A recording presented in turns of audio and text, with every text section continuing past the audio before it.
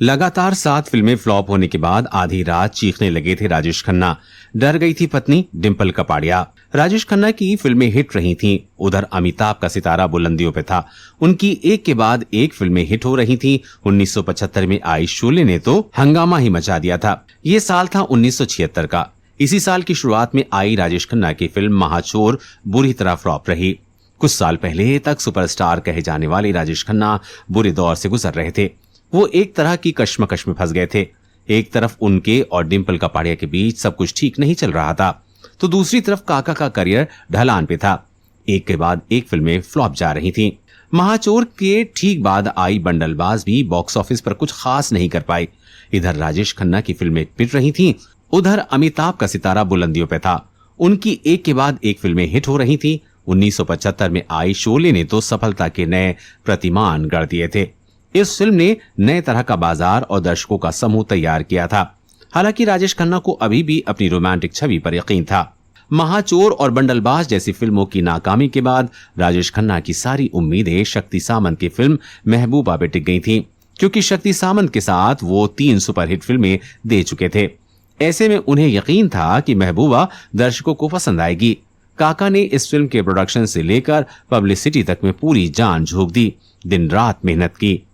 यासिर उस्मान राजेश खन्ना की जीवनी कुछ तो लोग कहेंगे में लिखते हैं कि जुलाई 1976 में जब महबूबा रिलीज हुई तो शुरुआती हफ्तों में सिनेमा घरों में खूब भीड़ दिखी। हाउसफुल का बोर्ड लगा, लेकिन दूसरा हफ्ता बीतते बीतते भीड़ गायब हो गई। इस तरह राजेश खन्ना की उम्मीदों को झटका लग गया। महबूबा के बाद राजेश खन्ना की अगली 5 फिल्में भी पूरी तरह से फ्लॉप रहीं। राजेश खन्ना धीरे धीरे टूटते जा रहे थे और अपनी नाकामी से निपटने के लिए खुद को बुरी तरह शराब के नशे में डुबो रहे थे। यासिर उस्मान लिखते हैं कि राजेश खन्ना के अंदर जल रही नाकामी की आग को हर शाम की शराब और भी ज्यादा भड़का देती। वो शराब के नशे में तो डूब जाते, लेकिन नाकामी का गम नहीं मिटता।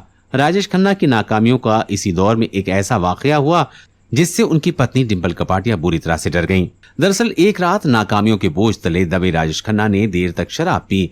उस दौर में उनका यही रूटीन था। हर दिन की तरह काका को अकेला छोड़ पत्नी डिंपल और स्टाफ के लोग सोने चले गए।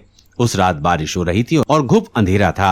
अचानक राजेश खन्ना के जोर जोर से चीखने और रोने की आवाज आई। राजेश की चीखें सुनकर पत्नी डिंपल और घर का स्टाफ भागते हुए टेरेस पे पहुंचा और देखा कि काका फूट फूट कर रो रहे हैं। यासिर उस्मान के मुताबिक नाकामी के इस दौर में राजेश खन्ना खुदकुशी तक करने चाहते थे। उन्होंने खुद एक इंटरव्यू में इस बात को कबूला था।